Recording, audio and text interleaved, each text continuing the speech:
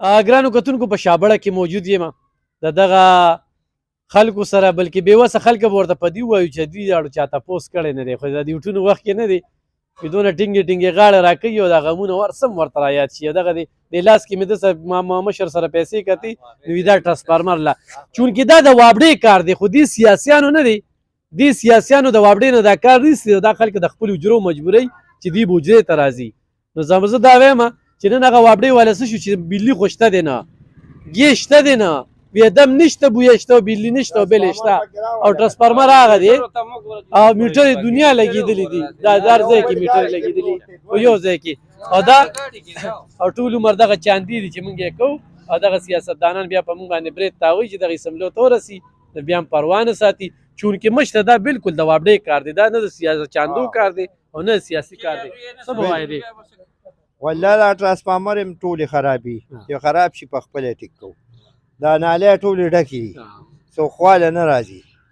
نو موږ وایو وټونه به چاله څه ورکړو. نو خوښ هم نه ده چې دې پرې د کرین کې د خیالي سیند ته دا ټولو غورځو. دا کرین ښه دی که نه؟ پرېږده دا کرین پکې نه وي، هر ځای که کرین ښه نه دی. ښه دی ولې نه دی ښه نه نو چې دې پرې څنګه هم خبره مشته کرین جي په سره زر دی موږ دپاره. موږ خو هغه نورو ټولو داسې ولغړو خوا کې په د سره مې دې ګرېوانه بلکې کور ته راپسې راتلی شي بیا مې راته غواکول هم شي مشره. الله پاک دې کامیاب کا او الله پاک دې دنیا او کرین ته به ټاپه وپرېږده چې پرې پته ولګي او آخرت به هم ښه وي او دنیا به هم ښه وي. څنګه دې خوښه انشاءالله اراده هم ده اراده هم ده بس ارادو کې نور به مې خدای پاس کوي. راتلونکي به ستاسو زه پي یم دلته به زه ناست یم او په شابړه کې به مې دې ځای کې دفتر وي.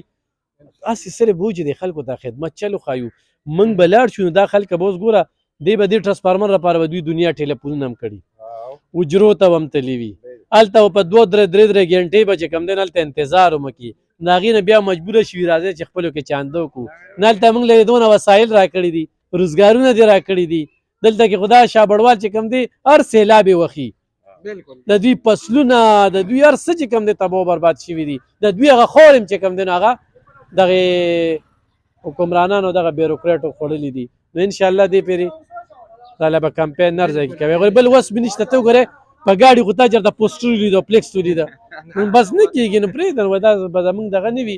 ګرانو کتونکو انشاءالله دې پرې PK65 دا د کرین ده او MPA دا مخامخ تاسو چې ولاړ دی لبخان شیرپو دی او د دې غریبانانو د دې خړسرو د دوی به راج وي، د دوی به حکومت وي، د دوی به منلی کېږي، د خانانو نه. دا خلکه دا سیاستدانان چې کوم دي د خلکو سره تعلق نه خرابوي، ځکه چې دندې وي نو زموږ نه څه نه پاتې کېږي. کار به کوو انشاءالله. نو دوی به راله کمپین کوي په دې شابړه کې انشاءالله.